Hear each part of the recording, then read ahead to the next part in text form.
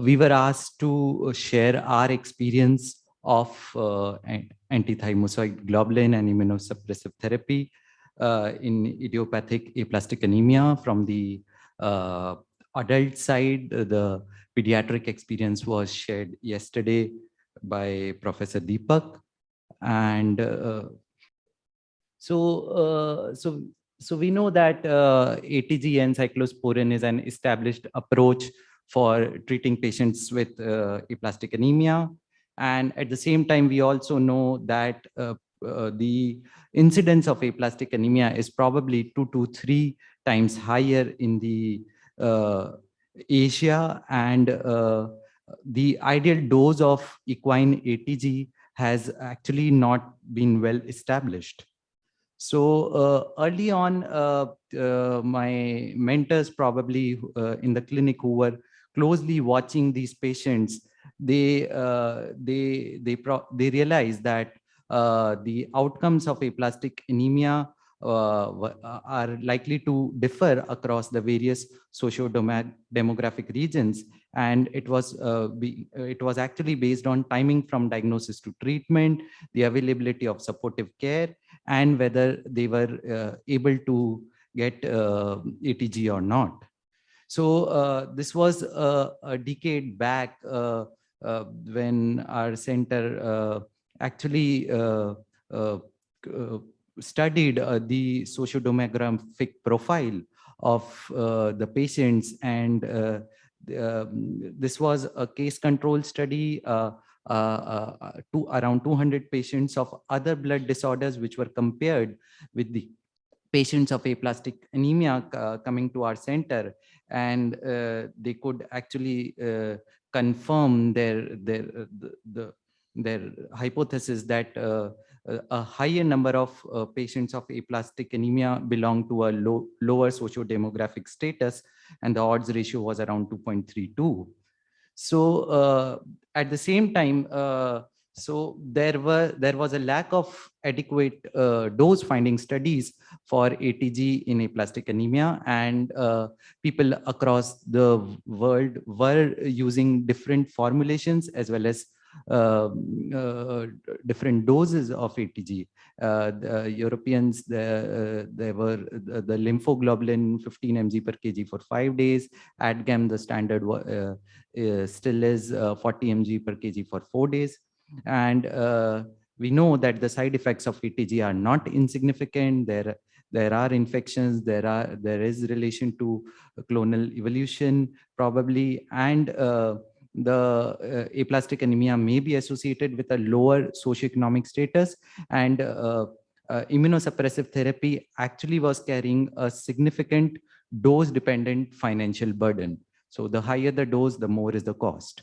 And we as a nation are good in finding out frugal solutions. Yesterday, the molecular scientists were telling how they would devise cost-effective approaches for doing their molecular experiments, and we clinicians are equally probably fond of it or good at it.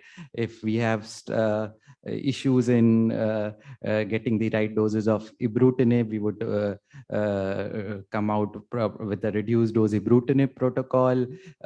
Similarly, with IVIG in ITPs, low dose rituximab in ITPs, low dose imicizumab in hemophilia patients with inhibitors. So, and the aplastic anemia also probably was a similar extension.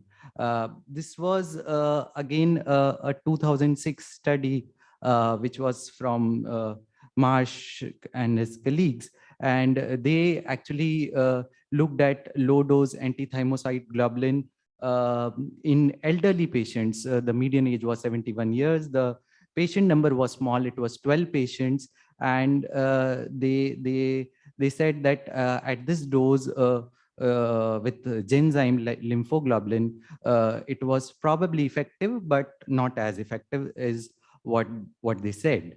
And around a decade back, our center published their experience of a lower dose of antithymocyte globulin. So in this study, actually, the ADGAM, they gave 40 mg per kg dose, and the Thymogam, the Bharat Serum brand, was given at the so ADGAM was given at the lower dose 25 mg per kg, and Thymogam was given at the standard 40 mg per kg dose.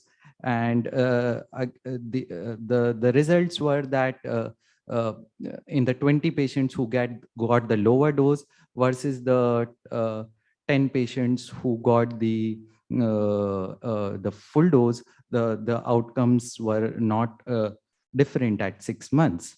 And so when we got this invite, we thought that probably we would relook at our data and update our data till March 2022, and we included all the idiopathic aplastic anemia patients above 12 years of age who got generic or innovator equine ATG with cyclosporin and or mycophenolate with or without L-trombopag, and we excluded the patients for whom we did not have the adequate baseline data.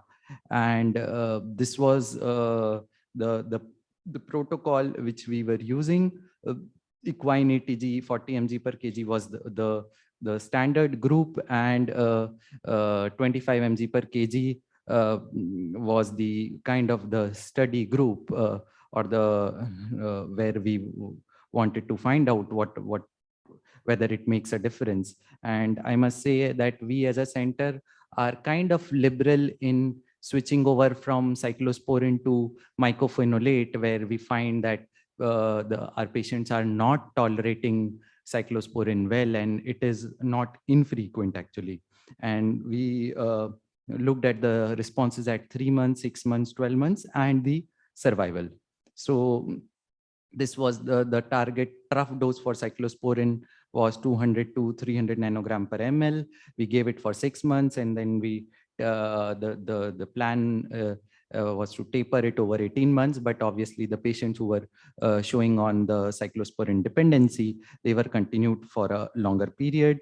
The standard steroid prophylaxis and ceftriaxone as well as antifungal prophylaxis in those who were heavily neutropenic for past 3 years. Wherever it was feasible, we tried to add on L-trombopag 150 milligram per day for 6 months based on feasibility. So the standard definitions of complete response, partial response, no response, relapse, and clonal evolution were used. So this is our kind of the data set around. So this is just 75 patients over a period of almost 2 decades. And I must tell you that we get around 50 patients of aplastic anemia on the adult side annually. And this kind of tells that we are able to offer and the transplant number over this period again has been around 50. So this kind of tells that only a significant majority of our patients are actually not able to get ATG. So equine ATG, it was given to the full dose or the standard dose 40 mg per kg was given to 29 patients, and to 46 patients we gave 25 mg per kg dose. ADGAM was 18 and 11, 25 and 22 in either of the arms. So this is the baseline data. Around 62% of the patients were less than 40 years of age. Around 7% were very severe aplastics. The median neutrophil count was 900, and around 40% patients had detectable PNH clone. So the diagnosis to follow-up interval for this cohort is actually 54 months, and the median diagnosis to ATG interval is around 4 months at our center. Around 56% patients got ADGAM, and around 44% patients got Thymogam. Around 60% patients got the 25 mg dose, and around 40% patients got 40 mg dose. So if the patients were getting a kind of a danazol cyclosporin protocol for more than 3 months, then I counted them ATG as a second line therapy for this cohort analysis. Around 16% patients got L-Trombopag, and but this is at varying doses, and because initially the drug was actually costly. So this is kind of to tell what is the spectrum of therapies. So this is only those 75 patients who ultimately got ATG, and still I would say that so yeah, only uh, a little more than 60% got ATG cyclosporin or ATG cyclosporin L-Trombopag as first line, and all this was danazol cyclosporin, and danazol cyclosporin plus L-Trombopag. And again, those who got equine ATG as a second line, around 25%, but this whole chunk was those oral therapies, and around 2 patients got rabbit ATG. So this is our response rates, and this is of the entire cohort, and at 3 months the CR rate around 10%, and a PR rate of around 50%, and at uh, overall response rate of around 61 months, at 3 months, increasing to around 77% at 12 months. So those who got it as a first line had a slightly better overall response rates, around 76 to 80%, and a CR rate of around 20% at basically 6 months, and 40% at 12 months. So those who got as second line, because second line was not, it was kind of the danazol cyclosporin was probably a bridge while they were arranging all the things, and there was not much difference in the overall CRPR or response rates. Then we tried to confirm whether the lower doses were still holding on the similar response rates what we probably found a decade earlier. And even now in the updated analysis, the response rates in the 25 mg per kg arm or the 40 mg per kg arm at 3 months, 6 months, and 12 months are not statistically different, and they are around 78 to 76% in either of the arms. Whether there was a difference in the depth of response in the two groups, again not statistically different. The CR rate, although at 12 months the CR rate was slightly more in the 40 mg per kg arm, but the numbers were not statistically significant. And so then we tried to do the subgroup analysis to try to find out whether there was some group who were earlier in that immune destruction phase who would need a probably different dose, and then the or a higher dose than the ones who were coming on early. And only the patients who were getting ATG within 3 months from diagnosis, there actually, to our surprise, the 25 mg per kg dose was probably doing slightly better, and in all other subgroups the two arms were comparable. So then because as yesterday there was a discussion about the availability of ADGAM, and so we are kind of liberally using Thymogam, and Dr. Sharad also told, and it's our experience also, that probably ADGAM and Thymogam are comparable in their response rates, and they are not statistically different. Regarding the number of relapses, around 12% patients did relapse from these 75 patients, and the time to relapse was around 27 months. Clonal evolution, because we were not specifically monitoring them for clonal evolution, but we did have two patients who had actually transformed to one into an AML and the other one to a MDS RAB2 in this cohort. So toxicity, this is for probably the residents, the routine nephrotoxicity in 1/3 patients, gum hypertrophy, hepatotoxicity, hypertension, serum sickness. We do did catch some unusual things like press and a cardiac arrhythmia which was a VT while giving ATG, an intracranial bleed following hypertension with in a thrombocytopenic patient, and even an anaphylaxis and a pulmonary edema during the infusion, which actually required ventilation for a day or two. And this is the survival. So the 5-year OS of the 75 patients is 84%.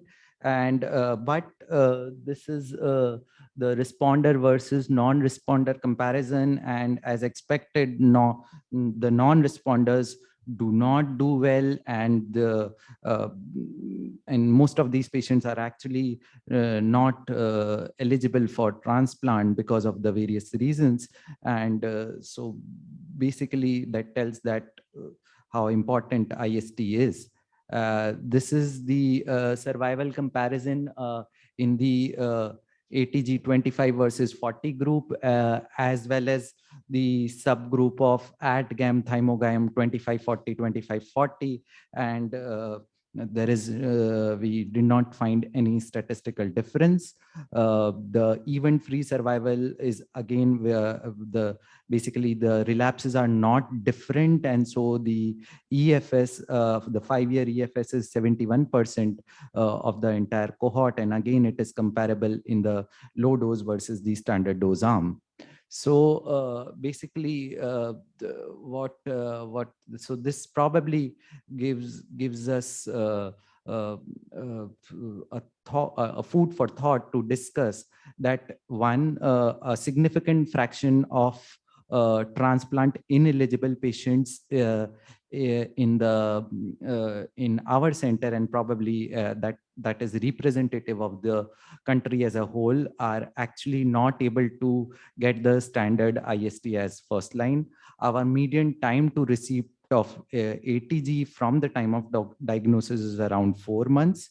The response rates in patients who undergo IST are comparable to the previously published studies that were alluded to in multiple talks yesterday as well. And the lower dose of ATG did not affect response rates in our experience. And the two formulations of ATG again did not make a difference whether we use an ADGAM or a thymogam in the response rates. So we are not probably the only ones who believe in this low dose ATG thing. This is a study from Australia in 2016. 14 patients of standard dose ADGAM, they in fact gave even lower doses. They gave the 15 mg per kg for 5 days, which comes to 75 mg cumulative dose of equine ATG. And again, even in their experience, the EFS and OS were not different, though the patient numbers were 14 and 17 in each of the arms. So the limitations of this, I understand that this is a retrospective data set with limited numbers.